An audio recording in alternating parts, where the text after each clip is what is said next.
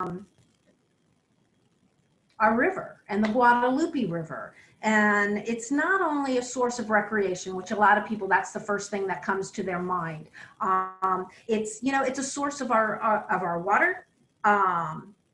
It's really the reason Kerrville even exists. And not to mention, you know, it's a home to multitudes of plants and animals. So for that reason alone, we need to pay extra, you know, attention to anything that directly impacts our river. And so today we are extremely fortunate to have Dr. Chris Distel with us. He is a professor at the University, well, Schreiner University, as you can see in the background. Yay! And so he's going to be talking with us about a study that he and the university have been doing all about these direct impacts on the river. And he's going to bring up, you know, especially two specific things that are directly impacting, as I said, the Guadalupe River. And, you know, this can be extrapolated, you know, into just about probably any water system, you know, that, you know, has these little, I'm not going to give it away. I'm a spoiler alert. So without further ado, I'm going to turn everything over to Dr. Distel and welcome him with a big, you know, silent, I guess everybody's muted, you know, applause. But wait a minute. One second first. I didn't go over some housekeeping details. So we want to be sure that we ask a lot of really fantastic questions, but we don't want to be interrupting the program during while it's going on. So if you will look down at the bottom of your screen, you should have a little icon for chat. And if you will use that throughout the program to type in your questions, at the end, we will go through and we will review those and be sure to answer those. I will also, when Dr. Distel is finished, we can unmute our mics. You can turn on your video so we can see your pretty old faces, and we can then have a free flow, you know, of conversation. And so now, without further ado, let's turn this over to Dr. Distel. Thank you, Becky. I appreciate it. And I'm just delighted to be here with you all today. I see some familiar names and faces and some less familiar ones. So it's good to have a nice mix of folks. I will talk, as Becky said, I'll talk today just a little bit about two sets of experiments we've been working on at Schreiner, particularly the students have been working on and I've been helping them with, that give us insights into how some invasive species can affect our waterways and how we can be affected by those invasive species. This is certainly not an exhaustive list, and I think probably some of you in the audience today have very valuable work that would complement this or answer other questions that are related to these ideas. So I don't mean this to be the kind of presentation that says this is the way things are and there's nothing else. This is just a little piece of the puzzle, a little piece of what's going on. So I will share with you here my presentation. And my email is here at the bottom. If you have any questions you think of during the presentation or after the presentation that we don't get to today, please do not hesitate to email me. I'm happy to answer any questions by email for sure.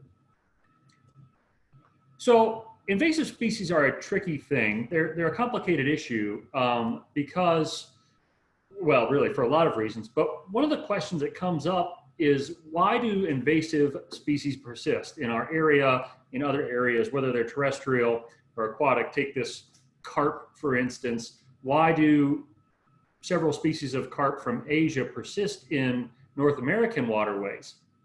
Well, there's a host of reasons why they might persist, and other species that on the surface look pretty similar may not persist if they're introduced. Certainly more species are introduced into places to which they're not native than form invasive populations. So what I'm talking about with invasive species today are those that have gotten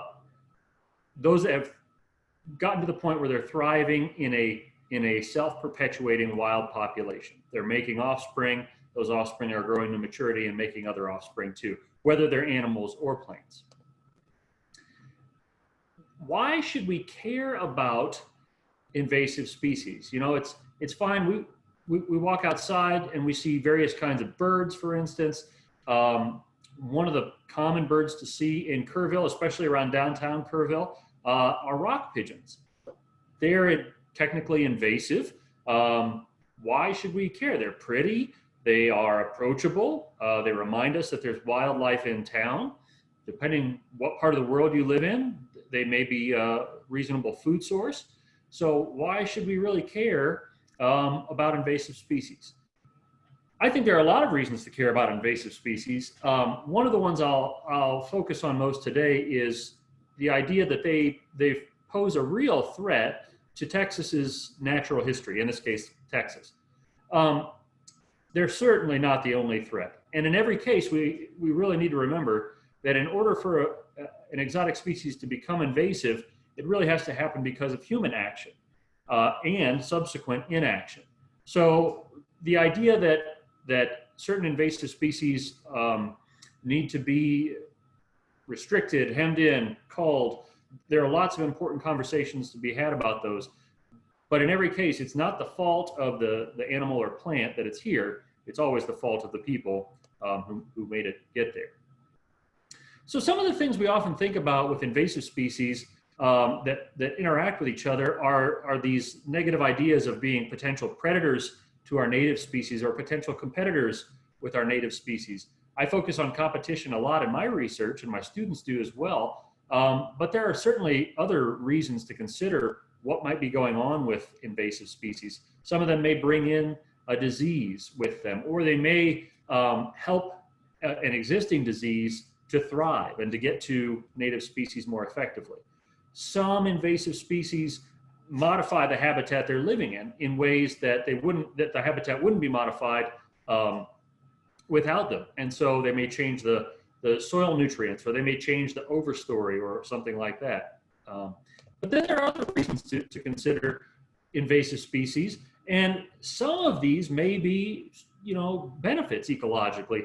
They may form a novel food source for our native species that may help the native species to do well.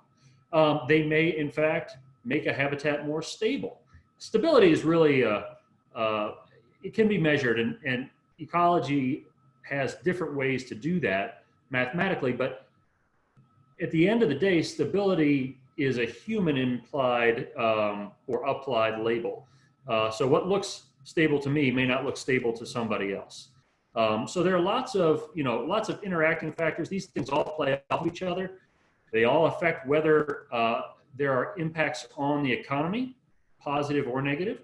I heard somebody on one of the social media feeds lamenting the other day about feral hogs in our area, and somebody else was commenting that it's really difficult to get rid of feral hogs when people will pay big money to come hunt feral hogs in Texas. So that's a real consideration. So invasive species arrive in a number of ways, sometimes on purpose, as in the case of axis deer or honeybees, and sometimes by accident, as in the case of zebra mussels, which are now really surging through Texas. But it's always the result of human action. If a species arrives in a new place and it's not the direct result of human action, we don't typically consider them an invasive species. A good example of that would be the cattle egret. Cattle egrets blew in about roughly 100 years ago in a storm from Africa to South America, and then they subsequently spread throughout South America and up into North America. Now we have cattle egrets in Texas. The reason they become invasive is at its core because more of them survive than don't. They have to be able to, arrive at a point in their life where they can be mature and reproduce, whether that's sexually or asexually. They need to have few enough predators that they can continue to propagate and that they can find food and be relatively free of disease. So that's the reason why most exotic species don't become invasive. If a tiger escapes from the zoo, if two tigers escape from the zoo, the chances of them finding each other and then breeding and propagating tigers in North America in the wild is really quite low because of a number of environmental factors. Although I guess the presence of axis deer probably makes it a little bit of a better chance. But anyway, here's a good example. I took this picture at Schreiner University. You can see this along many roadways and many lawns in Kerrville. This is ligustrum privet with a nice browse line on the underside there. Ligustrum is widely sold as an ornamental bush. You can still buy it in various places that sell ornamental plants today, but it is extremely invasive in and around the hill country and other parts of the world as well. So people plant it thinking it looks nice, it's going to be green most of the year. That's great. Those things are true. Provides shade, but it is really good at establishing here and often in places where it's going to outcompete native species. Here's another one. This is a little bit of my bully invasive species. They've got feral cats here. I talk a lot about feral cats because of their impacts on animals, which people see a lot. This one was captured on a trail camera we had at Schreiner University's field station on the left. You can see it hanging out and watching the water in this watering trough. And then on the right, there's a toad. And I've got a full time lapse of this over the course of several minutes. If we have time at the end, I can show you. The moral of the story is it eats the toad and then waits for another toad and kills that one. And anyway, we were not too fond of that cat because we were doing an amphibian study. But I want to talk about two species today. I will talk about one animal and one plant. The animal we'll talk about is the armored catfish. Armored catfish really are made up of several species, closely related species, in the catfish family Loricariidae. And these are from Central and South America, and they go by other names too: sailfin catfish, suckermouth catfish. A lot of people know them by the name Plecostomus. They're popular in the aquarium trade, as you can see in the lower left corner here, as fish that will hang on the side of your tank and clean the algae and bacteria off the glass. They're really good at that. You know, people keep them and for various reasons decide they don't want them anymore, whether they get too big or they get rid of their aquarium or something like that. And as is often the case with especially aquatic animals and plants, people think they're doing everybody a favor if they don't kill the fish at the time to get rid of it, but they turn it loose in a river or something like that. And when you do that, you really set the stage for the potential for an invasion. And there are several places around Texas and around the world where just that kind of thing has happened. People have released their pet armored catfish, and those enough of them have been released that they've been able to form breeding populations and really do quite a lot of damage environmentally. They've been popular for a long time, so they've had time to get established in other parts of the world. The places right now in Texas where they are invasive are generally streams that are pretty close to springs where the temperature of the water is fairly consistent. San Marcos and San Antonio rivers, I think, are the closest places where we have sustaining populations right now. There are a couple of places in or around Houston, a couple of places in the valley that have armored catfish populations. We hope that they don't get established in the Guadalupe, but only time will really tell. Hopefully people are responsible enough not to release them there. Ecologically, they eat very much like tadpoles eat. They have this disc-shaped mouth that you can see on the underside of that one, and they attach to a surface, which means they feed in a benthic system, and they're grazers. They eat pretty much anything that's attached. They eat plant matter, they eat algae, they eat bacteria and fungi, but they're not going to swim around and hunt other fish the way that some fish might. Importantly, armored catfish are bank nesters. When they are ready to reproduce, they will burrow horizontally, laterally, into a riverbank, sometimes up to a meter or two, and still under the water line, and deposit their eggs and often guard those eggs in that nest. Unfortunately, what that does is really degrade the quality of the banks, and you can start to have bits of the bank erode. And so that does a couple of things. One is that it increases bank instability in terms of how the shape of the waterway works and how the hydrodynamics work in there, but also it can increase siltation in a stream. So if any of you have been to, for instance, the San Marcos River, you know that it's generally pretty cool and clear. You can see the gravel substrate really nicely. And that gravel substrate is important for a couple of native groups of species, some of the darters and some of the salamanders that need to be able to get into the to us, fairly small spaces, but to them, really perfect spaces in the gravel and hide. Increasing siltation will fill in those spaces and it'll gum up their gills and a few other things. So that's really undesirable ecologically. And these fish can get pretty big. And so you can imagine that if a fish like this or a population of fish like these are in a stream, and tadpoles, for instance, are also in that stream. Tadpoles are a group that I work with a lot. That since they feed in a very similar way, competition with tadpoles ought to be pretty high. And since the fish are so big or have the potential to get so big, proportionately, they're going to be eating a lot more stuff that tadpoles might eat. There are some other indicators that they could be distressing native wildlife. This is from Florida, where there are places that armored catfish are invasive and have self-sustaining populations. Here they're hanging out on these manatees. Whether or not they're really doing damage to these manatees, I don't have a great answer for. They could be keeping their bodies clean. They could also provide a lot of extra weight for the manatees to have to lug around and expend energy on. So that's something that, you know, there may be pros and cons to that. This is a great study from Mexico that showed some areas where these fish are invasive and just the sheer density of fish, the number of fish. So on the left in part A there, the part that's outlined with the white squiggly line, all the dark stuff inside there, that's all armored catfish, or nearly all armored catfish. And the scale bar at the bottom is 5 meters. And then in C, it's zoomed in, and the scale bar is 2 meters, so about my height. And the numbers toward the bottom in white, those represent individual fish and how close they are together. Now, if you kind of mentally apply that 2 meter scale bar to the spot where you've got 10 fish, you can see that you've got easily 10 fish inside 1 square meter there. And that's at the edge of the cluster where things are a little bit less dense. If you move toward the center of the cluster, things start to look like this. And suddenly you've got 30 or more of these fish within a square meter, depending on how you look at it, or a cubic meter if you're including the vertical aspect. So these can live in really high densities, even for short periods.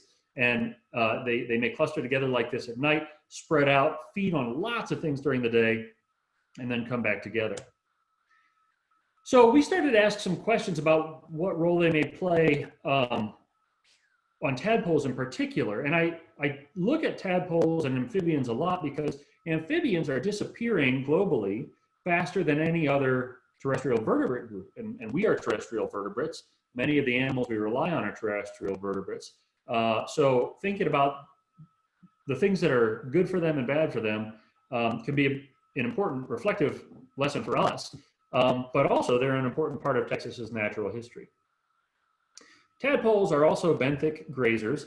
And so what I've got in this cartoon is a diagram that shows like the banks of the stream, and over top of rocks and things, there's this stuff called biofilm or periphyton. It's a mix of algae, bacteria, probably some fungi most of the time, but mostly single-celled organisms or very small organisms that form this thin film, and it repopulates very quickly. So tadpoles or snails can go along and eat this stuff. If we introduce, though, a potential competitor the size of an armored catfish into the mix, then suddenly we've got something that is potentially eating a lot more of this periphyton and increasing competition. And if competition increases enough over time, the periphyton goes away and the tadpoles have less or potentially nothing to eat. So the potential for something called competitive exclusion exists.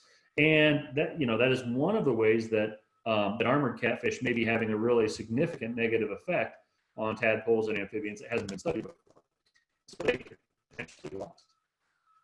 So to test hypotheses around this question of do armored catfish compete with tadpoles, we did 2 groups of experiments. Both of them basically tested the same null hypothesis. The null hypothesis that there's no effect of these invasive armored catfish on native tadpoles. We collected wild hypostomus plecostomus, that's what people call plecos, from the San Marcos River with the help of Tim Bonner's lab from Texas State. And we collected Ranaberlin which is the Rio Grande leopard frog from Quinlan Creek right on campus in Kerrville. So those were our two groups of study organisms. In the first experiment, we were looking for direct effects of these armored catfish on tadpoles. And in ecology studies, when you talk about direct effects, you're mostly looking at like direct predation. Do the fish eat the tadpoles, or do they do something else like by physical contact or direct interaction that's not mediated through the food web? So we're not really looking at competition in this scenario. And we had two different dependent variables, tadpole survival and tadpole mass, how much they grew throughout the experiment. And we analyzed those with ANOVAs for you statistics-minded folks. And then separately, we did some experiments with indirect effects to try to look at how the fish might be affecting tadpoles through the food web. And we did these in cattle tanks. And cattle tanks form this really nice opportunity because you have a lot of the same conditions that you can synthetically build in a lab, like in an aquarium. But if you leave the cattle tank outdoors, you also have natural variation in temperature, light exposure, some of the dust and pollen and things that are coming into the water from the air, ambient things we probably don't even think about. But you can do this in a slightly more ethical way than a totally wild, natural type experiment. So in this experiment with the cattle tanks, we looked at tadpole survival and mass again. We also looked at periphyton biomass. That's that algae and bacterial stuff. How much of that was present as an indicator of whether the fish might be eating a bunch of stuff that tadpoles then couldn't get. The thing I like about using cattle tanks most is that you can replicate your experiments. It would be pretty unethical to go into, say, the Quinlan Creek or the Guadalupe River and bring in armored catfish and try to test their effects on these tadpoles that would have been naive to them before. So we can set up these cattle tanks.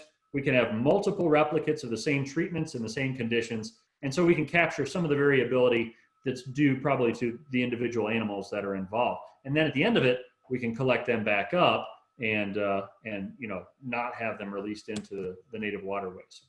So in the aquarium experiment, we found some interesting things.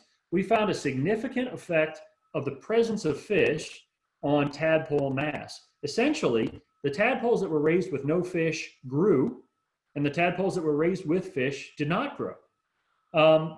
This was a little bit of a surprise because we gave them pretty much constant food in the aquarium experiment. They were given, if their food started to run low, they were given more food. So that was an interesting finding.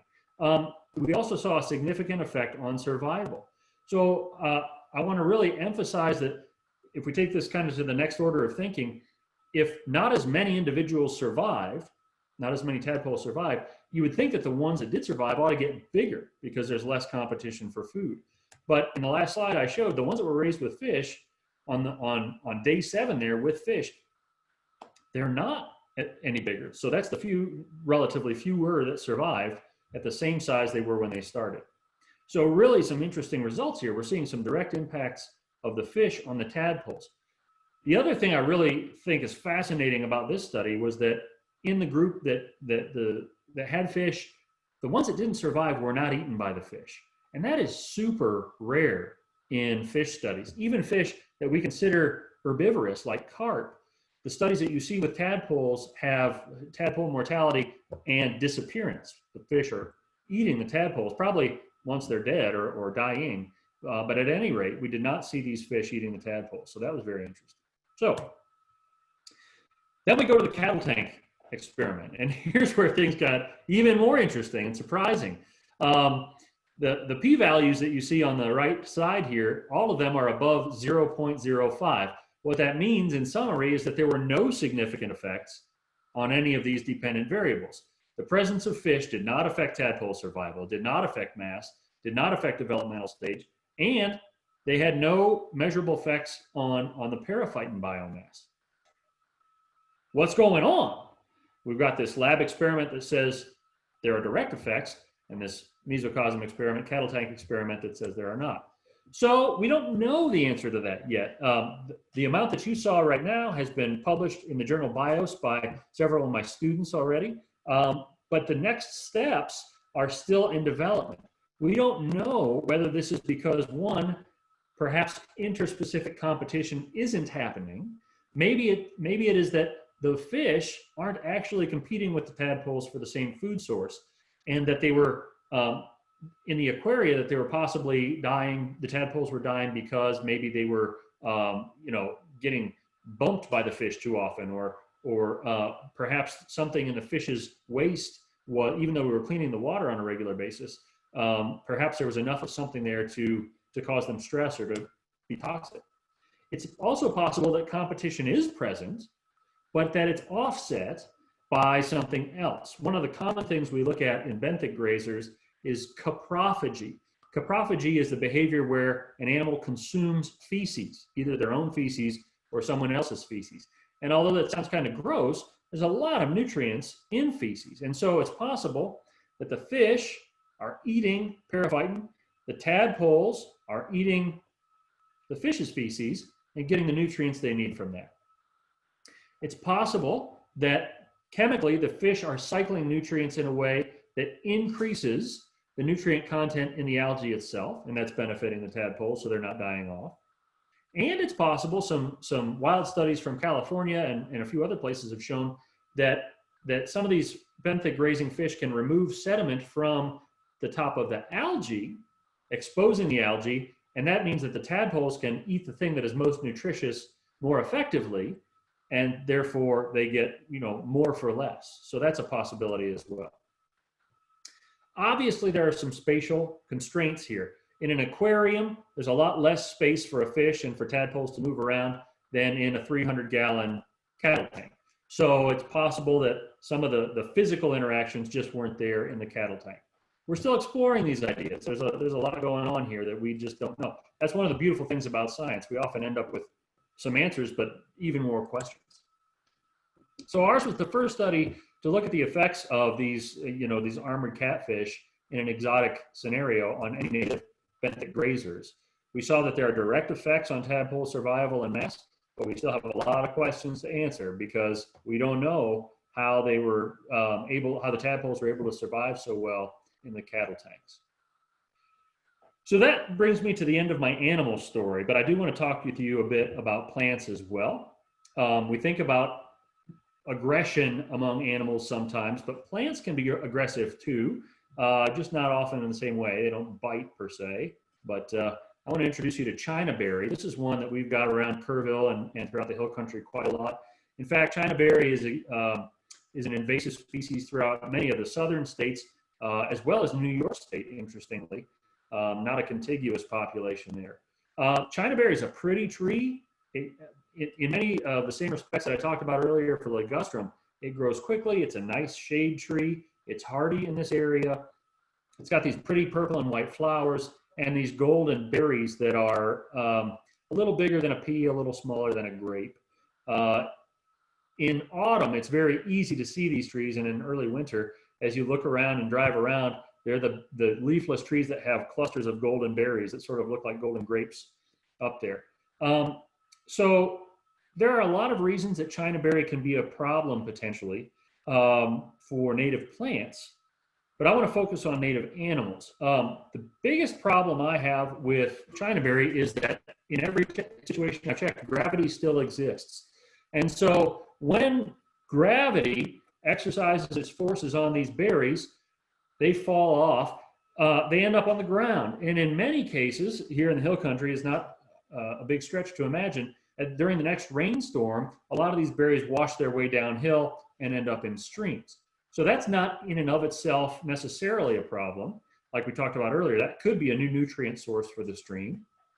But these berries end up in streams, they get washed a little ways downstream, end up in the bank, and then they start growing into new Chinaberry trees. They grow pretty aggressively, and they can replace a lot of the trees that are native along the bank. So in places like, for instance, Quinlan Creek on Schreiner's campus, which I've explored pretty extensively, the vast majority of bank plants are ligustrum and Chinaberry. There are certainly some native species in there, but the majority of the plants holding the bank in place are these two species that are exotic and invasive. I remember when I first moved to Kerrville, Susan Sander took time to explain to me that we can't just come in and cut all these things out, because if we do, what's going to happen to our bank? It's going to be terrible. So, interesting things about Chinaberry. Their extracts have been used to deter and kill insects. They have both antiphodent and toxic properties toward fall armyworm. Now, these are synthetic extracts made in the lab and then applied to crops. Some toxic effects toward mosquito larvae, although at pretty high concentrations. And Chinaberry extracts can be toxic to some fungi. But I was really interested in what might happen if we exposed plants and animals to just a whole berry, or a more natural scenario, not going into the lab and making an extract. So one of the first things I looked at was dragonflies, because of this study by Tomazelli and others in 2016. They were working in a fish hatchery, and in their fish hatchery, their main nemesis, or one of their main predators of their young fish, was dragonfly larvae. And so they were looking for a way to potentially take out these dragonfly larvae without hurting the fish. And so they just did a pretty simple ethanol extraction of the toxins in Chinaberry. And what they show here, I'm not going to explain the whole graph to you, except to say that the line at the bottom with the diamonds, that's 0. The concentration there is 0 milligrams per liter of Chinaberry extract. And all the other lines are at least some Chinaberry extract. And you can see in all the other lines, it's killing off at least some of these dragonfly larvae. So potentially very toxic to dragonflies, which is why I was interested in a native scenario in Kerrville. No effects were found on their fish, so it made it an attractive potential insecticide against these predatory dragonflies at the fish hatchery. So we went out in a pilot study. We collected dragonfly larvae also from Quinlan Creek, and we just took, we picked a number. We didn't know where to start, so we picked 10 berries, 10 Chinaberries, not very many. We put them in an aquarium together, and if I was looking down at the aquarium, 10 Chinaberries takes up a space, smaller than the palm of my hand, about like this. So it's not a whole lot of berries when we're talking about 10. We had 4 dragonflies in each scenario. And on the left here, you can see the controls, which were dragonflies without any Chinaberries, had almost 100% survival at almost 4 there. And we had 100% mortality when they were exposed to 10 Chinaberries. Wow, this stuff is super toxic. How is it that dragonflies are even surviving out there in the streams where they breed if it's this toxic? So that got us intrigued, that got us hooked, and we wanted to find out more about the effects of Chinaberries, particularly on aquatic animals. And I keep saying we, again, I'm talking about the students at Schreiner over the last 6 or 7 years. And so we decided, okay, we're gonna tweak our studies with dragonflies. We're going to look at something else that is basically a standard for aquatic toxicity studies, and that is something called water fleas, Daphnia. And then we're also going to look at a vertebrate. We're going to look at tadpoles. And so we looked at whole berry exposure, and we also, in a couple of cases, looked at the exposure of Chinaberry leaves instead of the berries themselves. And all of the next few studies are in aquaria. And so we started off with these water fleas, thinking, okay, the EPA says these guys are the standard if you're going to look at toxic effects of pesticides or industrial solvents or those kinds of things. One of the first things they look at is toxicity on water fleas.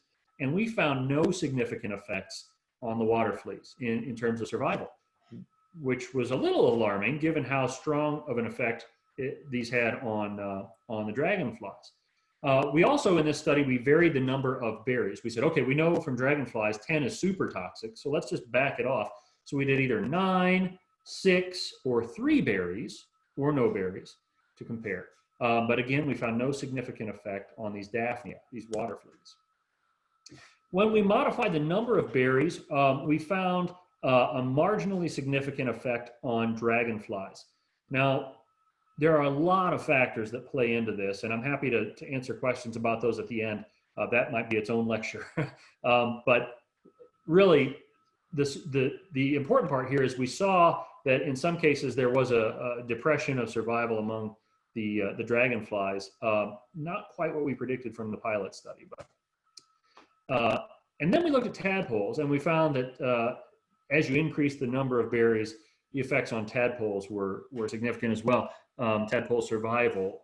We did 2 trials just to make sure this time, and both trials had mostly the same results. If you had 9 berries present, all the tadpoles died. 6 berries killed almost all the tadpoles, and 3 berries in one trial didn't kill very many, but in one trial it did. You can see with the controls here, it looks like our trial 2 tadpoles may have just been a little less healthy to begin with.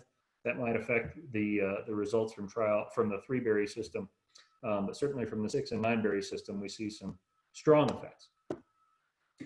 So those bring us to a study that I'm really excited to share with you. Ashley Ray is a student who's been working with me for about 3 years now on various projects at Schreiner, and she presented this work as her senior thesis research last spring, I guess this past spring, at Texas Academy of Science. Won an award for her presentation. She did such a good job, and I'm happy to brag on her about this.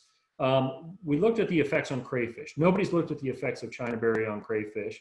In fact, studies on toxicity of of natural things to crayfish is not very common. So Ashley and some other students went out to the Guadalupe River. That's Ashley with the blue backpack, collected native crayfish. In this case, she was working with Western freckled crayfish, one of 4 species we find right around here. And she basically mocked up the same system, but in a slightly bigger study, more replicates and things like that. So we did the 0, 3, 6, or 9 berry treatments again. Did these for 5 days. We went ahead and said, okay, we're going to do 2 trials. We set that up from the very beginning. And what you can see on the top picture there is that a tank with 9 berries has a dead crayfish, and this is day 1 after exposure. And the control group right next to it has a healthy crayfish in it, and that's a zoomed in picture of that same crayfish on the bottom. So what happened? We were just looking at survival here. We weren't worried about mass of the crayfish at this point. Easy, 100% mortality. All of our control crayfish survived in both trials, and any crayfish that were exposed to any Chinaberries died. I was not expecting this result the first time. I figured the first time there must have been something going on. So that, I was excited that we had already planned for a second trial, found the same results, and I was pretty floored. So we've got a really toxic thing hanging out all around us all the time, and our native species are probably really suffering for it. So Ashley said, all right, well, maybe we've got a too high of a concentration here. Maybe 3 berries really does mean something really hot. So she backed it off. She did another set of trials with 0, 1, 2, or 3 berries. Otherwise, the conditions were the same. And what she found here was that 0 and 1 berry exposure had 100% survival. But as you got up toward 3 berries, survival really dropped off. And again, the number of survivors is relative to 4. We started with 4 crayfish in each of these trials. So still a pretty strong response. You can't imagine 2 berries in, I think we used 6 liters of water is not that much. But it looks like for these arthropods, this can be a really big deal. Last thing I wanted to share with you is that Ashley took a look at, we found, 2 was sort of a threshold of toxicity there. She looked at fresh berries that were still almost green, hanging on the tree, compared to old withered berries that had been dried out, because both of these things can be found in the environment. Right outside the science building at Schreiner, if you walk across the parking lot, there's a hill straight down not straight down, but a hill rolling down into Quinlan Creek, and we've got a couple Chinaberries out there, and we find these withered, raisin-looking berries all the time. So do those things have similar toxicity? And what she found was that they have relatively similar toxicity. Again, we had 100% survival in our control group. Whether the berries were old or fresh, survival really tanked for both of those. So the berries appear to keep their toxic properties even as they dry out and get weathered. in the environment.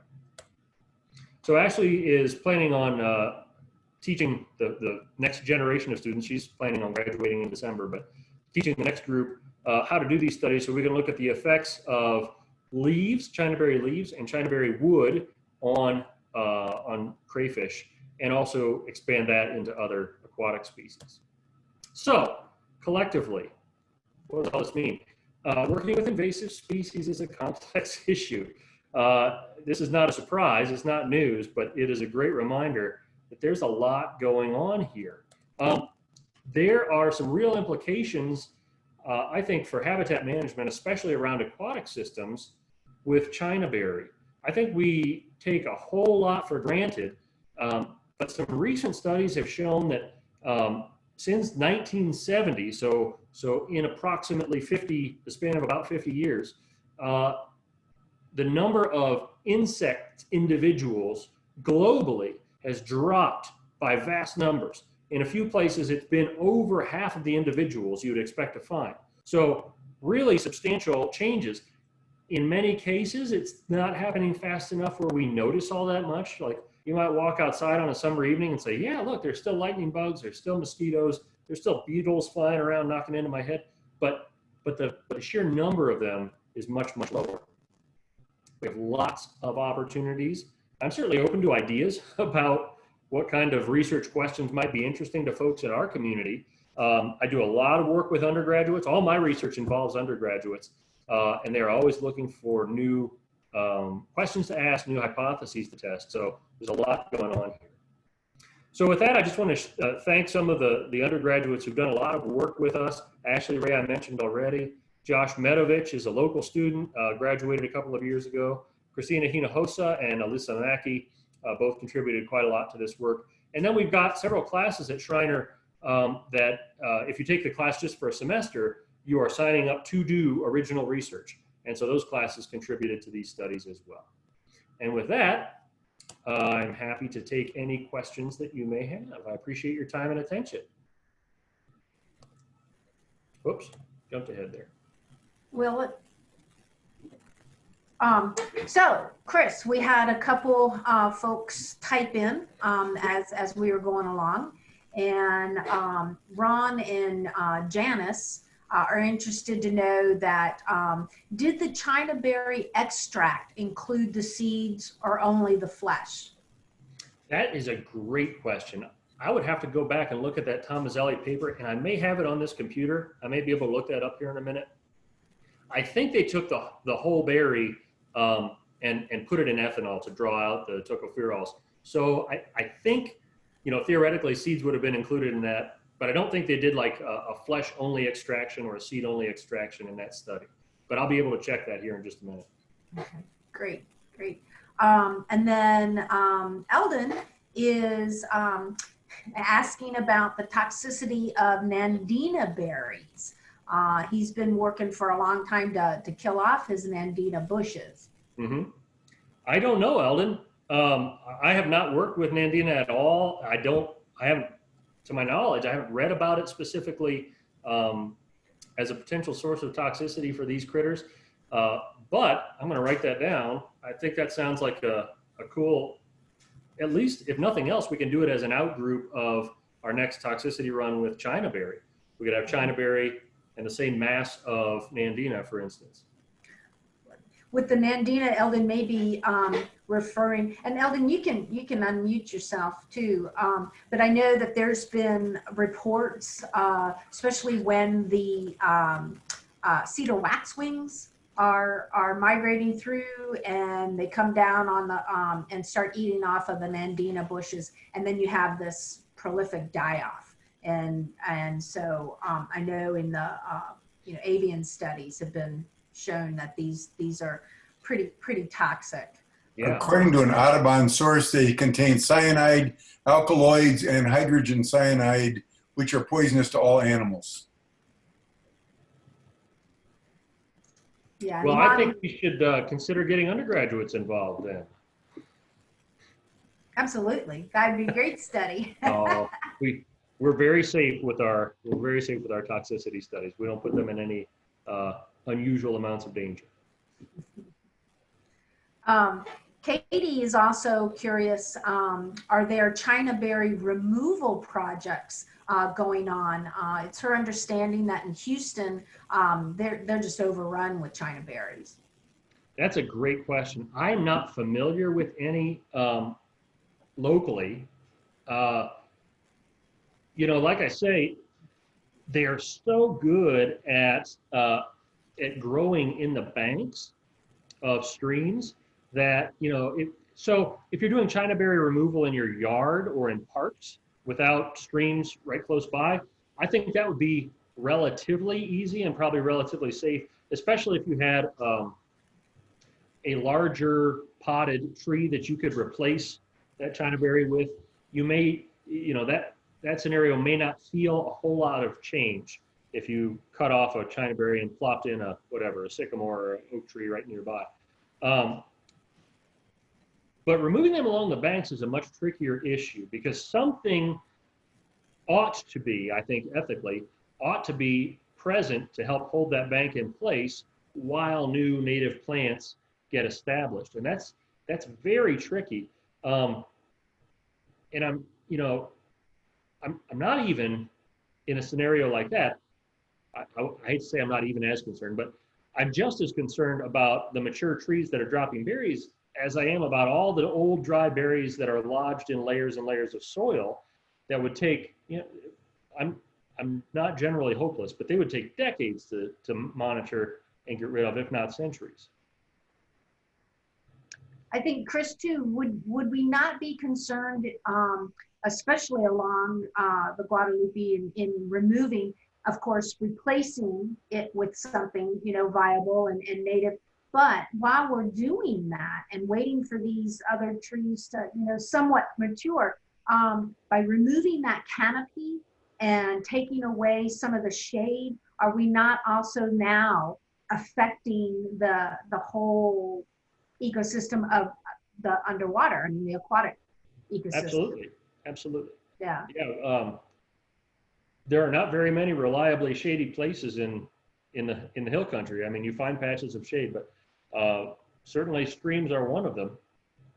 Unless they've had their canopy cut out, you can typically expect that there's at least some, something in the neighborhood of 2 to 4 meters growing nearby, and that's providing some shade, which of course provides refuge for plants and animals that are in the water. So quite a complicated endeavor, I'm afraid to say so. the least.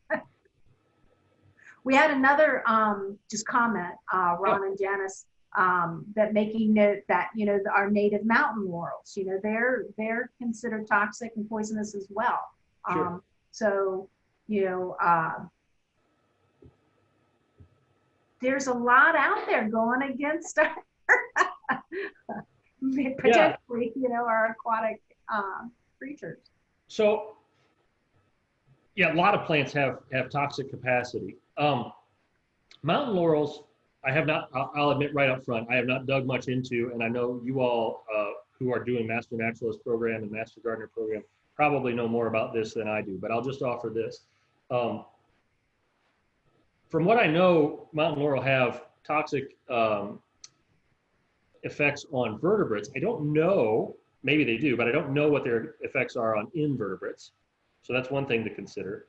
That's worth looking up. And then the other side of that is that the plants and animals that are native to this area have been evolving with mountain laurels as long as mountain laurels have been here. And so what we're talking about with the Chinaberry is something that's been introduced less than 200 years ago, in many cases, in many areas, less than 100 years ago. So this is a much quicker kind of development. It's so prolific and it's so ubiquitous that their ability to compensate for that new challenge simply may not be as fast as the toxicity is knocking back their populations. I don't know the answer to that right now. I've lived in Kerrville now 10 years, which is not a very long time, but the amount of time it takes for somebody to notice that something was present and is no longer present really has to do with their duration here and how well things were documented previously. I mentioned we've got about 4 species of crayfish here now. I don't know how many species were here 50, 100 years ago. I guess I've assumed that it's the same ones, but perhaps not. Perhaps there were more. I don't know. So we have another question comment. Barbara is stating that they found that just cutting the Chinaberry only seems to make them come back aggressively. So they've been treating with remedy after cutting them.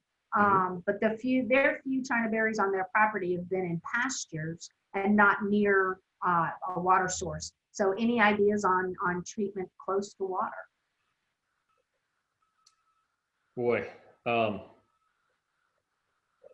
it's been a long time since I've talked, extensively with folks who are doing those kinds of vegetation management strategies. I don't know what's the best approach anymore. My short answer is I don't have any recommendations. I wish I did, but I would defer to somebody else who really works closely with that. A lot of my toxicity research background is in pesticides, and I'm very sensitive to the unpredictable changes they can have on the ecosystem. So even applying a little bit to a cut stem has the potential. It's usually not such a big deal, but has a potential to get into aquatic systems if it's a fairly long-lasting chemical. Realistically, is it worth it? It may be. I don't know. Okay. So any other questions, folks? These were all of our written questions. As I said earlier, invite you to unmute yourself if you have a comment or anything that you'd like to share with us. I'm going to, while you wrap that up, I'm going to see if I can find that paper, Okay. by Tomazelli, and answer your question better. So while Chris is doing that, just a quick reminder that Riverside does Ned Talks on a monthly basis. And so next month, we're going to have a real treat. It's, the 1, 2, 3s of the Christmas count.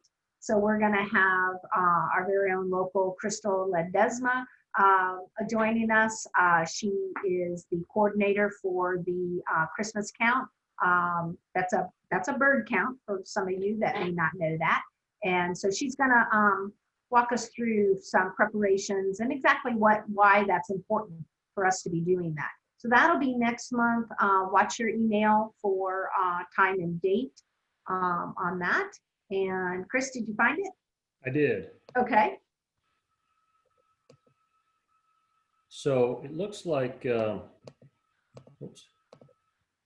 Here's where they talk about prepping the plant material. So they took the fruits, whole fruits, they dried them, and then they ground them with ethanol for 7 days in a percolator. So it looks like that was flesh and the seeds all in one system. All right, great. All right, did you get that, Ron and Janice? That was your that was your question. And yeah, they're still with us. So all right.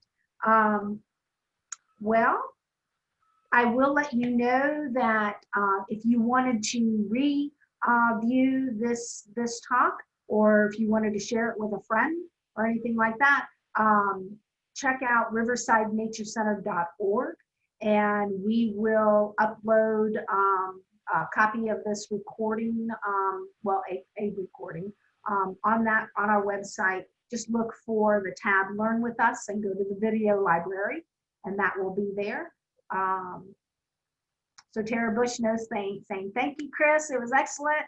And I think we all have the same sentiment. That was fantastic. Very, very interesting. And we really appreciate you sharing your expertise and passion with us today. So I appreciate the opportunity. Thank you all very much. Great.